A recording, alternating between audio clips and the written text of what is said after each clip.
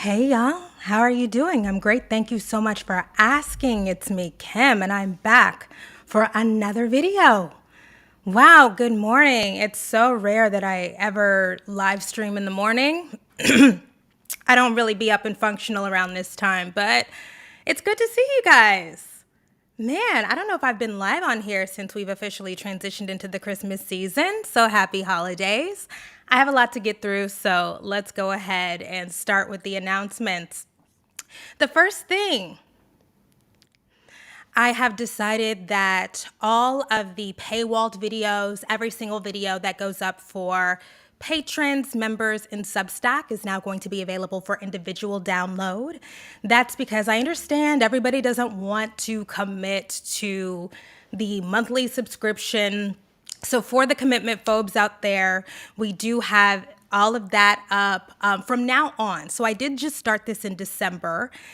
And there's a few older videos that you can go back. I've talked about dating down. I've talked about getting injectables. Those videos are up over there. But yes, so in the description box down below, those are going to be Gumroad links. So shout out to everybody who's been asking because we are there. The next announcement. We have a merch. I am wearing the Are Y'all Okay merch hoodie now. That's that picture. And I also decided to make some Christmas merch.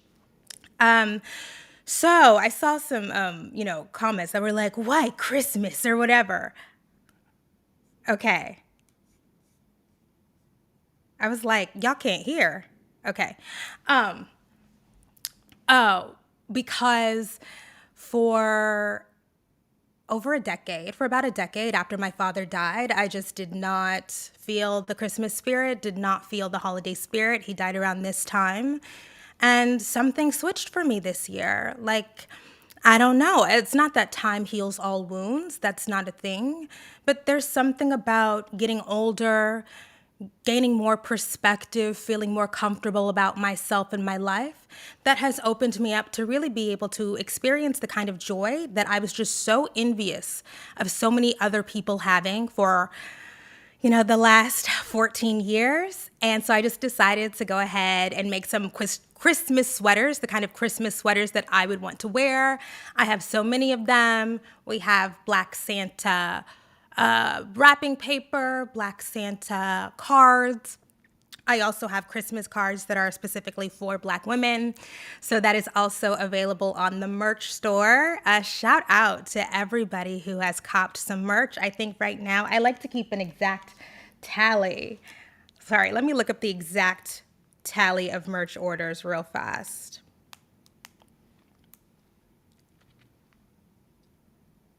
Okay, as of this morning, we're at 266. So shout out to y'all. I really, really appreciate it. Of course, by selling merch, that is also how we're going to be able to keep this space sponsor free. Okay, I'm FREE, corporate sponsor free. And I want to keep it that way. All right, let's move on. So in addition to me feeling, I also meant to say that all of the, somebody says, are all the monthly subscriptions the same? No, so there are different tiers, but Patreon gets everything. And so the videos that will be uploaded to Gumroad are going to be differently priced based on which tier they were originally given access to. Okay. So in accordance with me feeling more of the holiday spirit, I am throwing a Christmas party in Dallas on December 17th. I am so mother freaking excited about it. It's going to be a real thing with an open bar, DJs, refreshments. There's going to be a photographer. It is at the Sweet Tooth Hotel in downtown Dallas. And the Sweet Tooth Hotel is basically like it's like a selfie museum, you know what I mean? But really, technically, they say each of the guest rooms is an art installation crafted by a local artist in Dallas. And just so that we can get a better feel for what it is, because I know people aren't super familiar, let's take a look at the promo video. That smile's gonna be the end. I wanna say something, but you were all that I see. You got dynamite, that smile's gonna be the end of me. I bet you taste like chocolate. Can I have it for free? I'm an explosion, that smile's gonna be the end of me. You cannot lie over my tie. You cannot lie over my tie. You cannot lie over my tie. Let's take each other out. You cannot lie over my tie. You cannot lie over my tie. You cannot lie over my tie. Let's take each other out. Okay, that's enough of that. Fun, festive. It's so, so cute. Click the link in the description if you want to see more pictures of the venue. I'm literally so excited. It's like a big girl party, and I can't wait. The dress code is festive attire. All genders and ethnicities are welcome to come. There are many times where I explicitly say, this is Black women only, Black women and femmes. This is an open event. I feel a little bit bad because I have had this up for the paywall subscribers for a minute, and now there's not a whole bunch of tickets left, but here we are. Okay, so go ahead and cop your tickets now. I'm so excited to see you and party with y'all and have fun. It's just been an incredible joy over the past couple of months to meet so many local Black women here. Okay, so let's motherfucking party.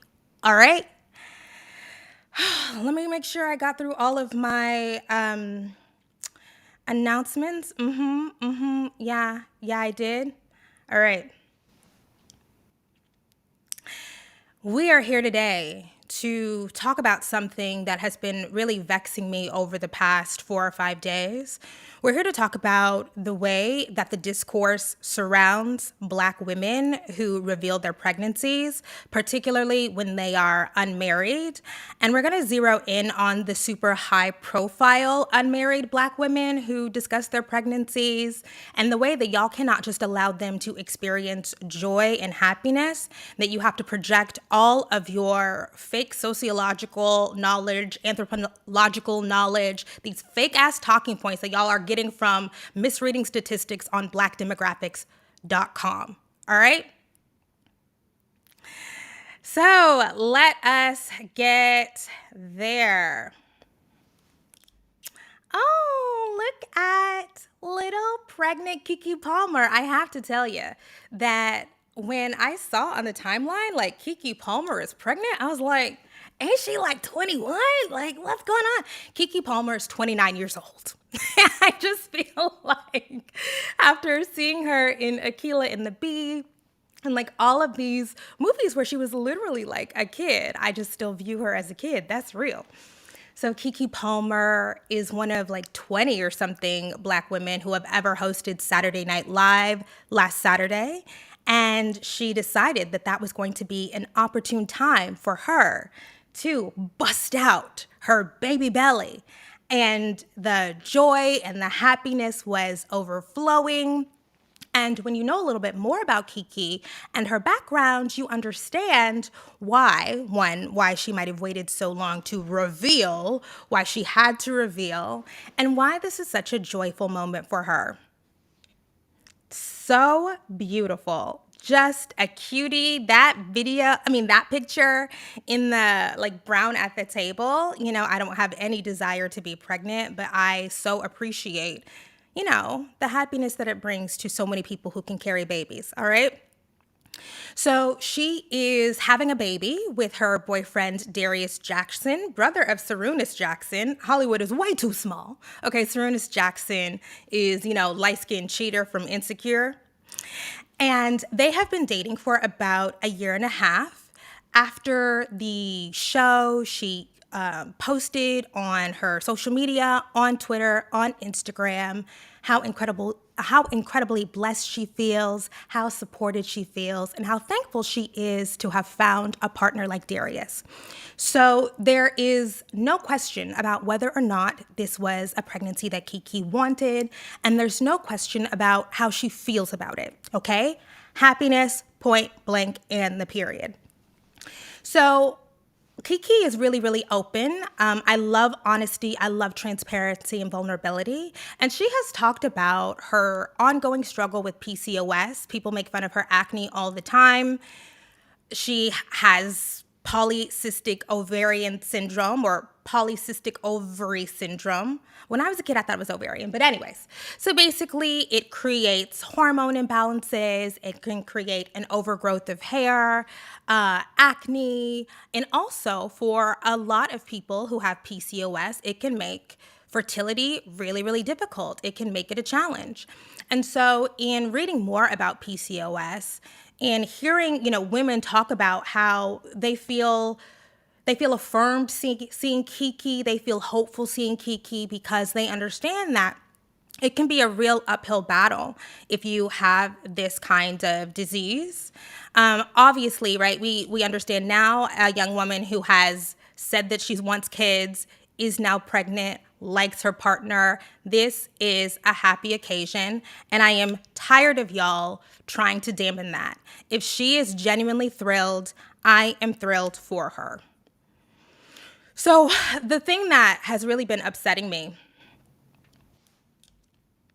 what's really been upsetting me over the last couple of days is the very nasty projections, the nasty kind of discourse that circles around Keke and these conversations about, oh, we shouldn't be celebrating having a baby without getting married. Oh, it's only Black women who do that, as if the Kardashians have not built a multi-billion empire by exploiting their unwed, out of wedlock pregnancies to Black men, right? Like as if we don't see over and over again so many young white women choosing to forgo marriage. That is absolutely a thing. Y'all, if y'all care about statistics so much, y'all look at the statistics for marriage in the United States. It is not just Black people who are foregoing it. Every demographic is foregoing it increasingly. So I don't know why y'all are sticking to these narratives about Black pathology that are not at all rooted in what is really happening in the world. Okay. So that is also stupid. But also something that I have noticed, that I consume a lot of different kinds of media made by white people, media made by Latinas. I know there can be white Latinas, right? Media made by Black people, right? And something that I have noticed, I'm not saying that the other media is better, but there is in Black media that particular focus. I don't want to even say the actual white girl podcast that I listen to all the time because I don't want to give them promo. But they be problematic on a lot of stuff. And when they talked about Keke Palmer's pregnancy, it was only, I'm so happy for her. I love her so much. This is amazing. And then the very next podcast that I listened to, because I like to listen to stuff that makes me upset. The very next podcast was a Black woman and a Black man talking about, unwed Black mothers, Moynihan, the 60s, since slavery. And I'm like, y'all don't see, are y'all okay? And I really think that this preoccupation with trying to turn Keke Palmer into an avatar for what every Black woman should do is primarily rooted in this fetishization of representation. Okay, look, I understand. Representation matters. Totally. Okay? Totally get it. Representation is a thing. It matters. We want to see ourselves in the people on TV. We want to see ourselves in movies.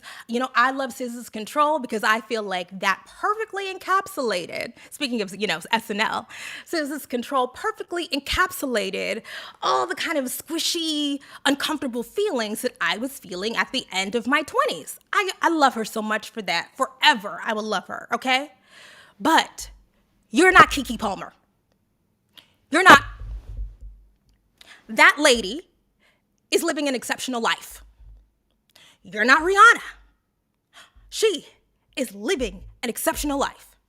So this idea that these women who are living very singular human experiences, that we can project what they do, the choices that they make, and make grand pronunciations about all of Black womanhood, it's fucking stupid. Stop doing that. And I understand that a lot of this discourse, frankly, is rooted in opportunism. There used to be a time, I've been doing this for a long time, there used to be a time when it was not common for Black women who want to make names for themselves on the internet to peddle in the same promotion of that toxic shit as the niggas do. There used to be a time. Oh, no, not anymore. Oh, now there are just as many Black women building brands, building businesses, building their social media presences off of repeating these ahistorical, stereotypical tropes about errant Black womanhood and errant Black female sexuality. That shit pisses me off. Because not only is it factually incorrect, not only is it not rooted in history, it is fucking opportunistic. Okay, so yes, we understand that misogynoir in 2022, sorry, you know, I go off, I get passionate, so I have to go back to my points. Misogynoir on the internet, that is the particular hatred and disdain for women and girls, is big business on social media, absolutely. And this projection that is rooted in that has to be called out every single time.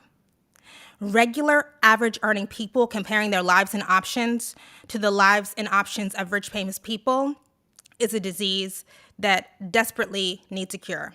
Okay, arguing about how Keke Palmer feels about herself, the options that she is closed off for her baby, they don't make any sense. And while we're talking about this, we can also talk about how weird y'all are about Rihanna. Oh, the other picture?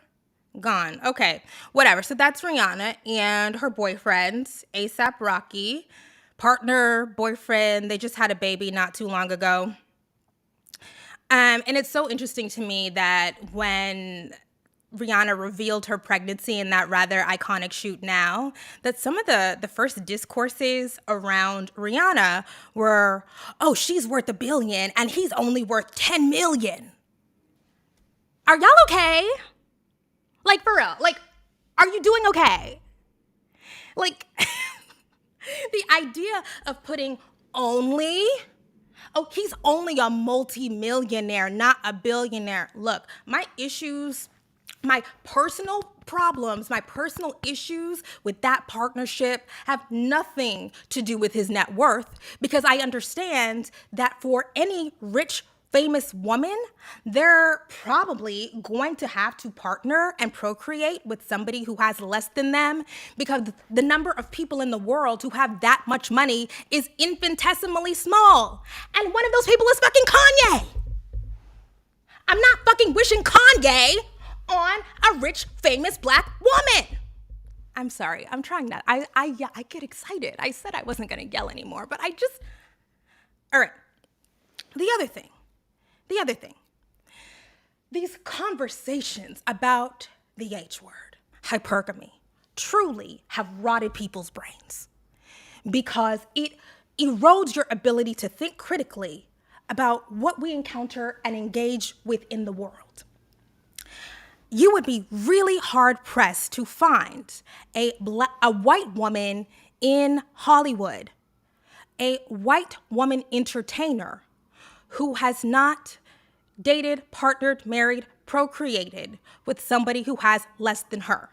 Y'all trying to make this a specifically Black woman thing does not make sense. I went out of my way to look this up. Currently, if we're gonna talk young, attractive, desirable women in Hollywood, Emma Stone, married to somebody I don't even know. Natalie Portman, married down. Margot Robbie, okay? The white girl ideal, married a random Australian man, regular job, not even a millionaire. Okay, Scarlett Johansson, she getting all that Marvel money. Married that man from SNL. Who paying the bills? I don't know.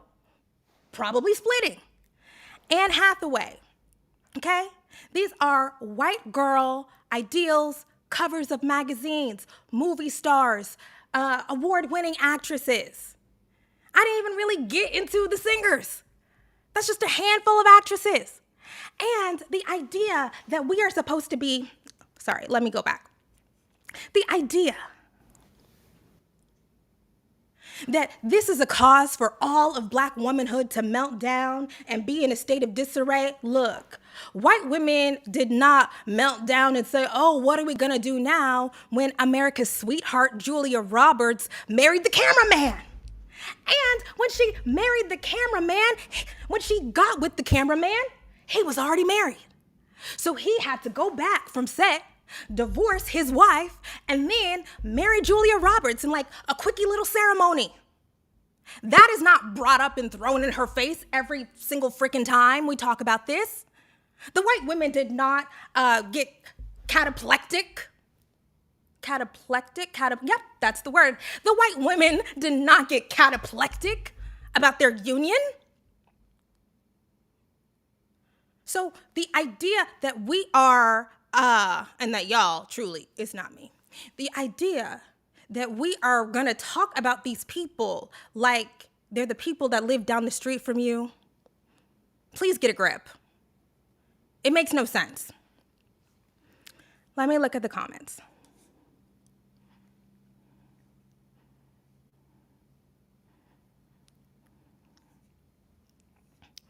Okay, so but the thing is, right, that, okay, when you say that comparing it to white women is not the same, people who live in a completely different echelon, okay? They live in a completely different world. This is where our conversations about intersectionality are really failing us, right? Only consuming these people as just Black women and not Black women who have the kind of wealth that only a fraction of people will ever amass doesn't cut it. If we are telling these Black women to only partner to wait for the men, and not just Black, who have a fraction of the wealth, like what are you saying? You're telling them to wait forever. If we already understand the kinds of obstacles and hurdles that regular, everyday Black women have to finding good partners, then what kind of life, what kind of future are you projecting onto these super rich, famous, visible Black women who have a lot of money? I just don't, it is not even. And again, a lot of this is like, oh, if she makes this decision, then what does that mean for me? It means nothing. Even as a comfortable Black woman, I will never know the life that Keke Palmer has. Never. Never. I don't know what it's like to be paid $10 million to film a movie. I don't know what it's like to be famous. I don't know. And neither do you.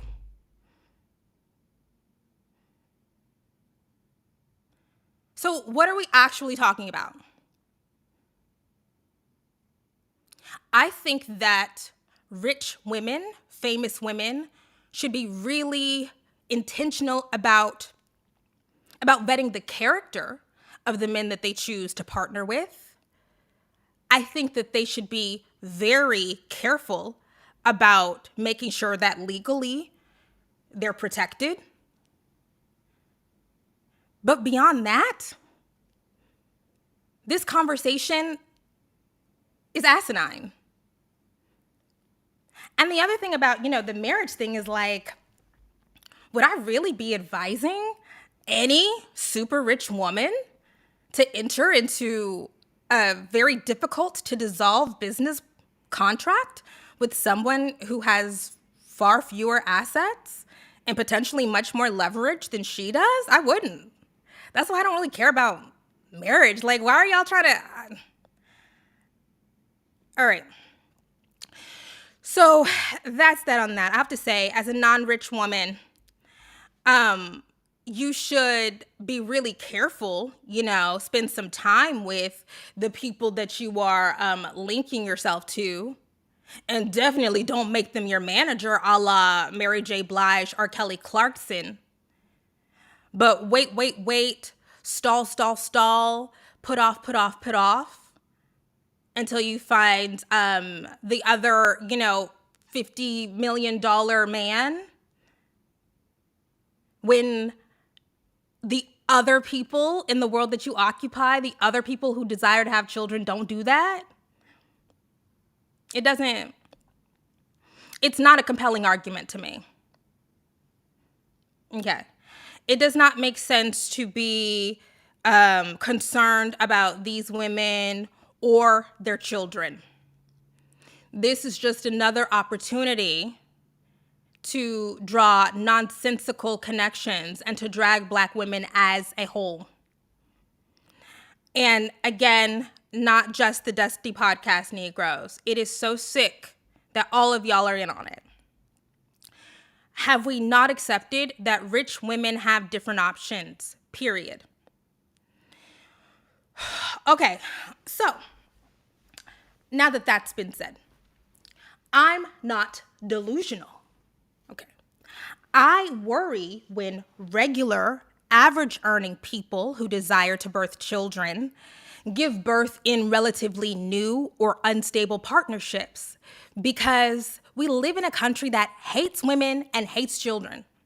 And so if things go wrong, then you are going to be punished severely in every corner, every facet of your life. You're going to be punished financially. You're going to be punished socially. You're going to be punished professionally. So no, I would not give the same advice to a regular woman, a non-multimillionaire woman, that I would to Keke Palmer, because we're not the same. We're not. And it's not because I think that there is something inherently wrong or insufficient, you know what I mean, or indecent or degenerate about having kids out of wedlock or about having kids without a super deeply committed long-term partner. It is not that. I have no moral feelings about that whatsoever. It is truly, for me, about practicality. Okay. And the other thing about marriage, right? Oh, let me look at the comments. Right.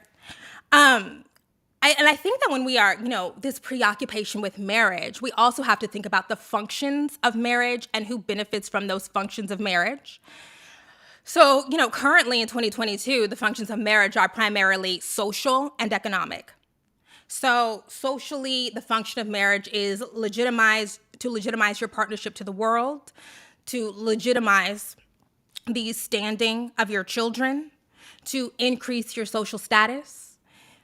Economically, the function of marriage is about the consolidation and transfer of wealth and potentially the power that comes with joining families.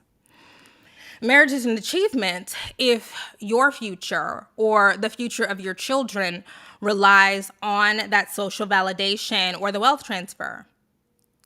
If you're going to get that either way, I don't understand the obsession.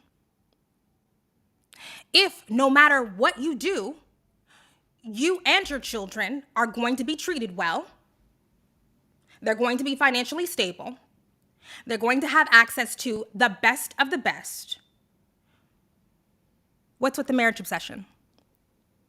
And as I mentioned before, if we really are caring about people's well-being and their future, I am not pushing marriage on women with assets. I'm not.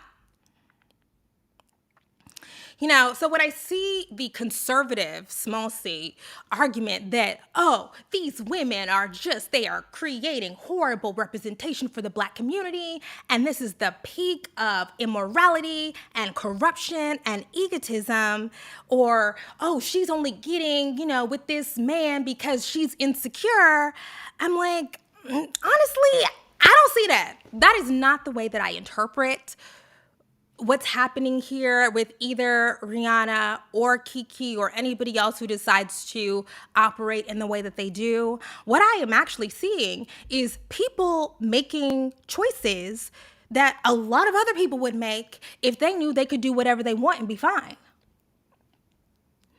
This is where I see truly the original difference between conservatives and people who are progressive like me. I see conservatives view this as like, oh, the downfall of society, and I see it as possibility. It makes me excited to see women, Black women. It makes me excited to see women, and Black women in particular, do exactly what they want to do on their own time schedule, on their own time frame, having complete autonomy, having complete agency, having no worry and fear. That shit is inspiring. I wish everybody could not have to, man, let me just tell you, as a 30-something woman who, don't care about, any of the domestic shit, it makes me so truly, truly sad how many incredible, vibrant, capable Black women who desire to birth children, the way that they navigate their romantic lives, the urgency, every date is life or death. Every person is potential spouse, potential father. That seems exhausting. I don't want anybody to have to live like that. Certainly not Black women.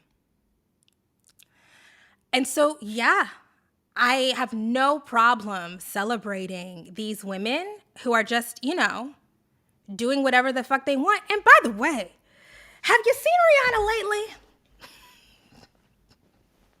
Even if I'm not the biggest fan of the partner for non-financial reasons, the lady looks she's having a great time in her life. Okay, just thick and happy and flourishing. And then you see the paparazzi pictures and, he picking her up. I'm like, okay, love that for you. Okay, so anyways, the whole point is that the children will be fine.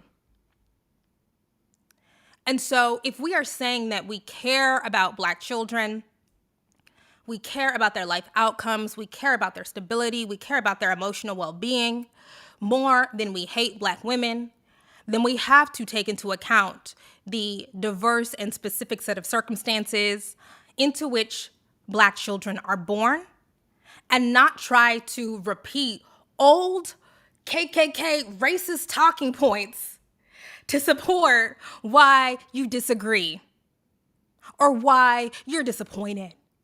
Please. But, you know me, I thought that since we are talking about caring for Black children, it would be a great use of my time here to talk about the things that children, all children, need in order to live happy, healthy lives. The toxic stress response actually refers to the prolonged activation of our body's stress response, the release of all those stress hormones like adrenaline and cortisol. And children are especially vulnerable to this repeated activation of the stress response because their brains and bodies are just developing. So high doses of adversity in children actually changes the way their brains develop. It changes the way their hormonal systems develop, their immune system develops, and even the way their DNA is read and transcribed. And those long-term changes are what we refer to as the toxic stress response. When we have safe, stable, and nurturing relationships in our lives, it improves our neurologic functioning, it improves our hormonal regulation, it improves our immune functioning, and these social supports are critical part of healing. If we all understand our role in being a source of buffering care to a young person in need, that is truly transformative. Okay, so that was Dr. Nadine Burke-Harris. I love her. I admire her so much. She's done path-breaking work around adverse childhood experiences. She's the former Surgeon General of California, the first Surgeon General ever, appointed by Gavin Newsom. And basically, the work that she pioneered was looking at how the stress and trauma that children experience in childhood alter our biological processes. So if you experience stress, and what she is primarily looking at are poverty and neglect. Those are the things that she is zeroed in on the primary factors that alter your biological processes from childhood. Then you are, in many cases, set up for a lifetime of physical and mental distress. Things that might not even show up until you're 50, 60, you know? And so in reading that book, The Deepest Well, I encourage everybody to read it because I do, despite not wanting to birth children, have an extreme soft spot for children. In reading that book, she underscores again and again that these conversations that are primarily centered in blame and shame and stigmatization are actually harming children. So when you're saying, what about the kids and what about the children? No. What we can advocate for is, what I always say, a more robust social safety net, making sure that every person, where I live in the United States at least, can have access to quality health care, quality dental care, mental health care, that they can go to a good school, that they can live in a safe environment, that their parents, their caretakers, their community members are not going to be stressed out every day, working underpaid jobs. Those are the policy things that we can advocate for if we really care about children. But moreover, towards the end of that, Dr. Burke-Harris was talking about the role that we community members, including me, childless, because I know people are like, you don't have kids. You don't have kids. You can't have any thoughts about parenting because you don't have kids. Okay.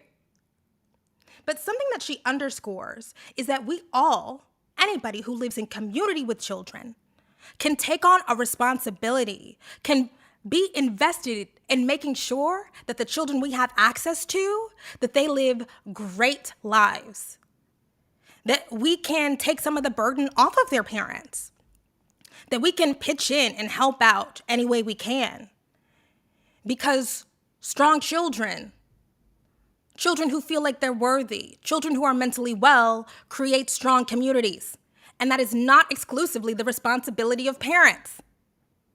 Now it's funny, this is funny, right? It's funny that Black people who are claim to be the most, communally minded, oriented people in the world, have no problem repeating these ideas about children being the individual and sole responsibility of the people who birthed them. I find that to be really fucking weird. Not only does it not align with how we have operated historically, but also, you don't care about kids? I've been so disgusted. And y'all remember that conversation about the McDonald's and, he don't have to feed them kids? I am so disgusted by when people are talking about birthing children, that the narrative of those kids are your responsibility. Don't expect any help after you have kids. Don't expect the community. Don't expect friends and family to babysit. Don't expect to get any money. Like, what? Oh, those are your kids, not my kids. And I'm like, make it make sense.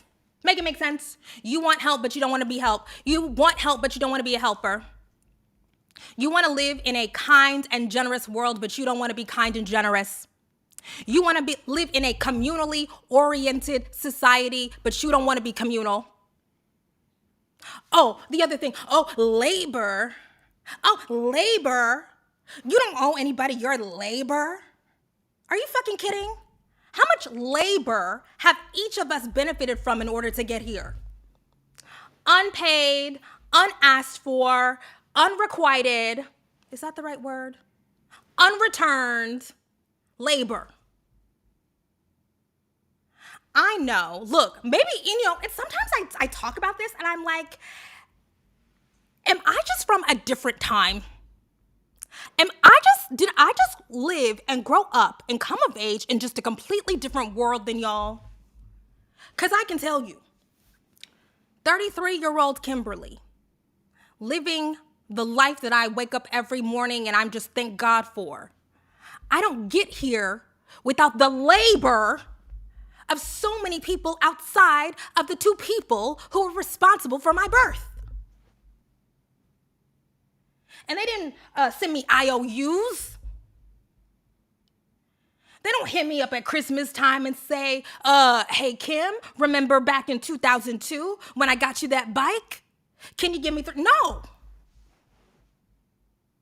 No. Not just family members. People at church, people in the community. Aunt sorority sisters. Sisters' friends. Mom's co-workers. Teachers. All kinds of people who said, I care about you. Even when I wasn't doing right. Even when I was a fucking asshole. Who said, I care about you. Look, you're fucked up right now. But you're still worthy of this care. And so I'm going to give it to you. I don't know if it's going to pay off. I don't know where you're going to be in 10 years or 15 years. But we're here together. And when I see grown people talk about intentionally depriving children of care, it is so disgusting to me, I have to tell y'all. I am so disgusted. Because no, you shouldn't feel obligated to martyr yourself. We shouldn't feel obligated to overextend ourselves. But if we recognize that the vast majority of us are never going to have the freedom of a Keke, we're never going to have the freedom of a Rihanna. It's just not accessible. Y'all would rather spend your time investing in the capitalist rat race than saying, hey, maybe if we help each other out, like things can be a little bit better. It makes no sense to me. And not to mention, sorry, my ear thing keeps coming out.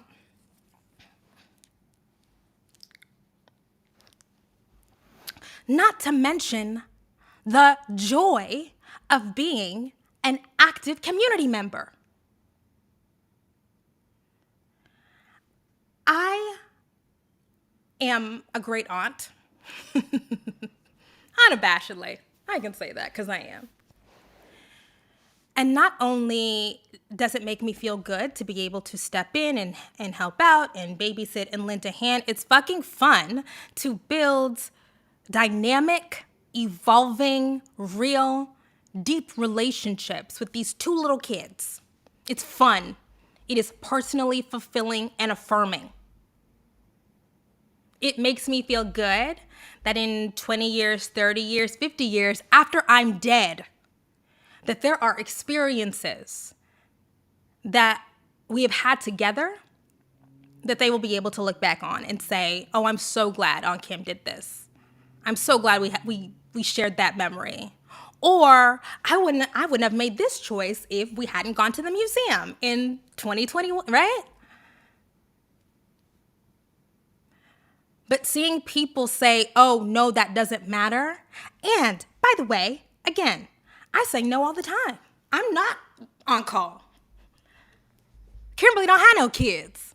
So if I have plans, am I canceling the plans? Nope, sorry. If I gotta go out, if I have a date, if I have a trip, oh, I'm so sorry, I had to. But if it's not going to cause me some great hardship, what do I lose? And what do I gain?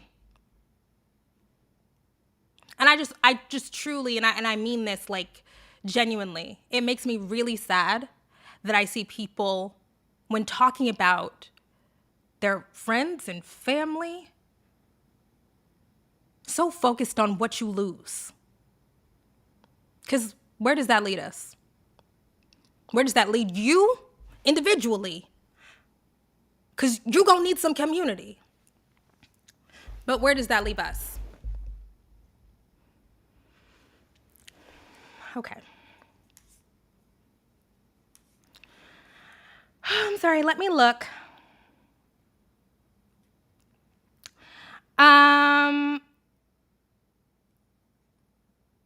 Everyone is so lonely and they aren't seeing the correlation between that and abandoning community. Yeah, right. And especially as somebody who is not deeply invested in pursuing traditional partnership or having children, I know. I need community. I need family. I need support. I need friends. I'm just not going to be able to make it no matter how much money I make without relationships. And so going back to the original topic of this, right? The possibility that I really hone in on with regard to people who have lots and lots of resources, like a Keke Palmer or like a Rihanna, is, okay, let's say that their romantic partnership dissolves. When you have that much money, you can build up your own community. We see Keke's mama all the time with her. Her father is around. She has a sibling. She has friends. Let's say this romantic partnership, okay, it's done. Darius, moves out of the home. She has the resources to move people in, right? Oh, you don't have to work no more.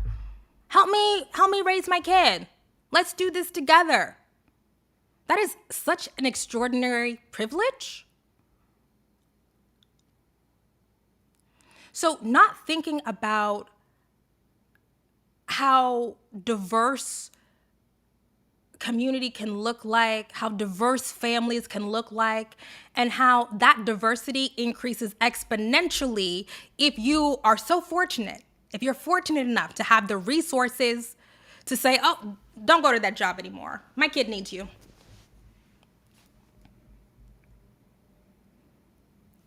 It's just things that most of us will never know. And so, no, I'm not worried about her. I'm not worried even about her relationship too much. I'm not worried about her kids. I'm worried about y'all. That's what I'm really worried about. Because y'all don't seem to be doing well. Okay. Next. Oh, and I meant to say this. Rich people are not more deserving of those options. They are not more deserving of the ability to build community at will. They're not more deserving of being able to know that no matter what happens, their children are going to be fine. They're not more deserving of, peace of mind and stability. Unfortunately, that's just the way it shakes out. And so I do think, again, that we can think about whoa, instead of, I think envy is fine, right? I've said envy is political. But instead of the, instinctive, well, you're not doing it how I would do it. Well, you couldn't do it their way if you wanted to. Just imagining alternatives. I think for me, that is the draw of feminism, for me, of Black feminism. It's imagining alternative ways of living that in the meantime will help us get better outcomes. And finally, all of this does not mean that I am pro Nick Cannon. I'm still not pro Nick Cannon. I am very against birthing children wittingly into mess. And unmarried parents does not equal mess automatically. No. That situation is mess. It is intentional, calculated mess. A mess that nobody will even understand for another 15, 20 years. When you're having 8 children in a year, you are creating a scenario where there is inescapable comparison, jealousy, competition. So no, right? Like, no. Yeah, I do believe in alternatives, but I'm not everything is the same and everything is equal and there's no limits. Nope. Still irresponsible. I wanted to, since we are talking about alternatives, I saw this very interesting TikTok yesterday from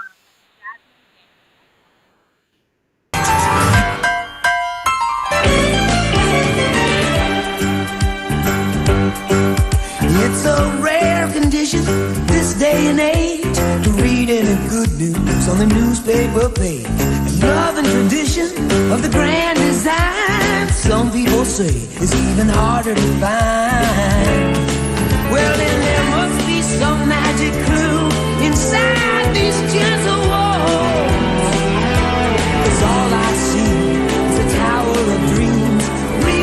Love that. I saw somebody say she's still increasing the out of wedlock stat for Black women. Let me say this. Let's ASMR it. I don't give a fuck about the out of wedlock birth rate. I care about if children are being well taken care of. Are they happy?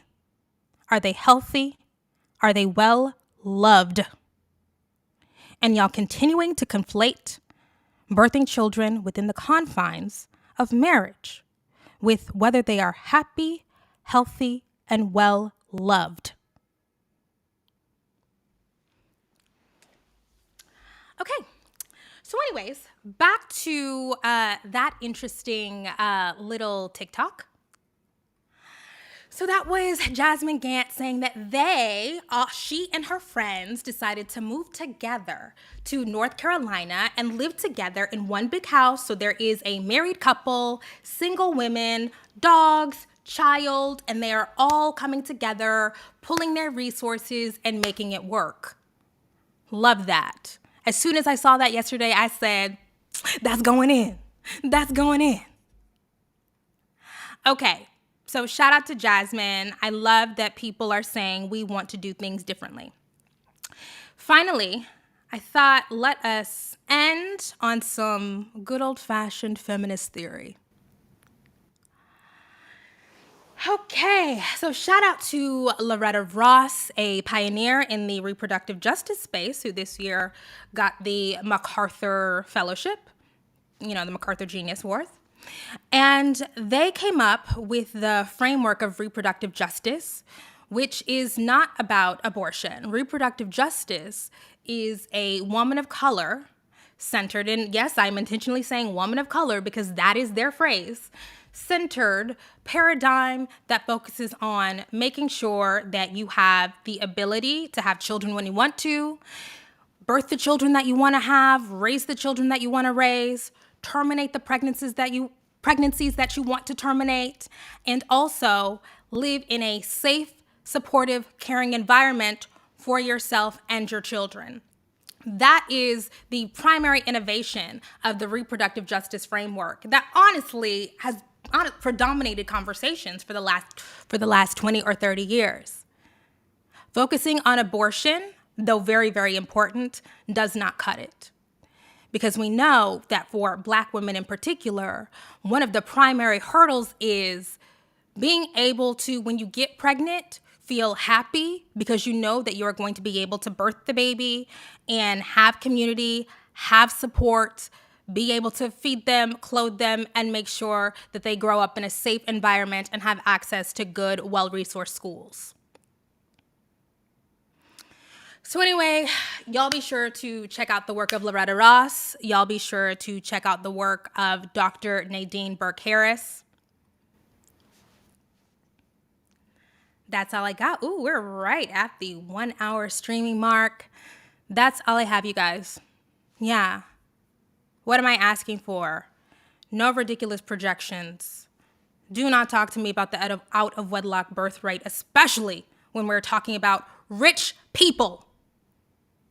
Somebody said earlier, we don't see any of these hand-wringing conversations about single mother Gigi Hadid. We don't, and we never will, because the white girls understand that Gigi is going to be perfectly fine, okay? She's gonna be fine.